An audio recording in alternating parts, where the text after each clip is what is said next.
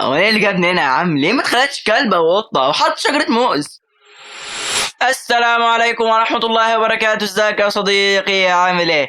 معانا النهاردة يا صديقي سؤال حير كتير، وتسأل اكتر واكتر وتجاوب عليه اكتر، ولكن لسه بيتسأل لحد دلوقتي يا صديقي، وهو انا عايش ليه؟ ليه ما اتخلقتش كلب او قطة؟ انا ايه اللي جابني هنا؟ سؤال خطير جدا يا صديقي، بيفهمنا حاجات كتير ويخلينا عارفين حقيقتنا وايه هو مصيرنا، وبيغير كتير من حياتنا. انا جاي النهارده يا صديقي عشان اطالك الشك باليقين، وبفضل الله اجاوب عليك اجابه باذن الله هتكون طارده لاي شك عندك او حتى عند غيرك يا صديقي، وهو ده موضوع فيديو النهارده. تابع فيديو الان، تشترك لايك والاشتراك وتابعنا على قناتنا على الواتساب، الرابط هتلاقيه في وصف الفيديو. يلا بينا يا صديقي، يلا بينا. في البداية يا صديقي لازم نجاوب على سؤال، ليه أنا بني آدم؟ قبل ما نجاوب على السؤال الكبير أنا عايش ليه؟ ليه أنا إنسان؟ ليه مثلا ما اتخلقتش الشجرة من النباتات أو حيوان من الحيوانات؟ هقولك يا صديقي إن أنت بني آدم عشان ربنا أراد إن هو يكرمك. شجرة الموز ما تقدرش تحول نفسها لشجرة برتقال، والكلب الجيرمان ما يقدرش يحول نفسه لكلب بلدي، لكن أنت تقدر يا صديقي تحول نفسك من بني آدم وحش لإنسان مؤمن بالله سبحانه وتعالى. الملائكة مفطورين على الطاعة، لكن انت صديقي في ايدك تطيعه او تعصيه. ربنا ميزك بالعقل عن غيرك عشان تفكر وتوصل لليقين به سبحانه وتعالى. غيرك بعد ما ياخدوا حقهم من بعض هيتحولوا لتراب، لكن انت يا صديقي اللي بتختار مصيرك، اما الجنه واما النار. فاللي انت بني ادم دي في حد ذاتها كرامه من ربنا سبحانه وتعالى. ربنا بيقول في سوره الاسراء: ولقد كرمنا بني ادم. انت مكرم يا صديقي، وعشان كل المزايا اللي عندك دي من عقل، تفكير وادراك ووعي، لازم يكون عندك غايه. وده ينقلنا للسؤال اللي بعد كده يا صديقي: ليه انا عايش؟ هتقولي عشان اشتغل وامتع نفسي واكل واشرب واعيش الحياه. هقولك لو انت واخد الحياه بالطريقه دي يا صديقي فيوسفني اقولك اللي انت زي الانعام. البقرة عزك الله يا صديقي بتاكل وتشرب وتشتغل وتنام، فانت لو بتعمل زي كده يبقى انت، وما تزعلش مني يا صديقي، زي البقر. هتقولي طب انا عايش ليه؟ هقولك ربنا جاوبنا على السؤال ده يا صديقي في سورة الذاريات وقال لنا: وما خلقت الجن والانس الا ليعبدون.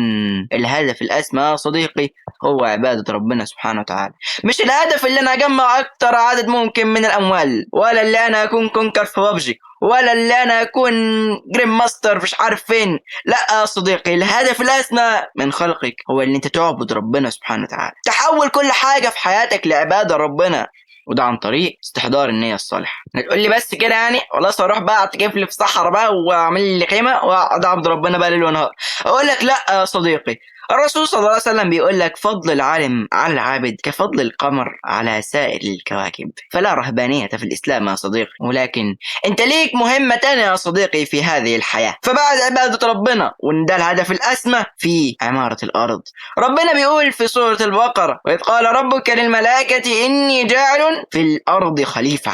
يعني أنت خليفة ربنا في الأرض يا صديقي، عليك اللي أنت تعمر وتبني وتشيد الحضارات وتشتغل وتنتج، بس مع كل ده صديقي يكون قلبك متعلق بربنا. وفي سورة المؤمنون ربنا سبحانه وتعالى بيقول لك: أفحسبتم أنما خلقناكم عبثا؟ يعني انتوا فاكرين ان احنا خلقناكم كده وخلاص من غير حكمة ومن غير اي حاجة؟ وحاشاه سبحانه وتعالى انه هو الحكيم العليم، لكن انتوا فاكرين كده؟ لا، ربنا خلينا عشان نعمر الارض وعشان نعبده سبحانه وتعالى وعشان نمشي في الطريق اللي هو حطه لنا واللي نهايته للجنة. طيب ايه هو الطريق ده؟ اقول لك يا صديقي: بص، بعد ما عرفنا اللي احنا لازم نعبد ربنا وان احنا اتخلقنا بشر وما اتخلقناش شجرة موز عشان ده تكريم منه سبحانه وتعالى، اجب علينا يا صديقي اللي احنا نمشي في الطريق اللي ربنا قال لنا عليه. انت بتقول 17 مرة يا صديقي كل يوم: اهدنا الصراط المستقيم، في الطريق الواضح، في طريق الهداية واضح يا صديقي، بس احنا اللي مش عارفين نمشي فيه. فاوعى تفتكر يا صديقي ان المسلم الحقيقي اللي يقعد في صومعه ويعبد ربنا. لا يا صديقي، في تاريخنا الاسلامي كان مليان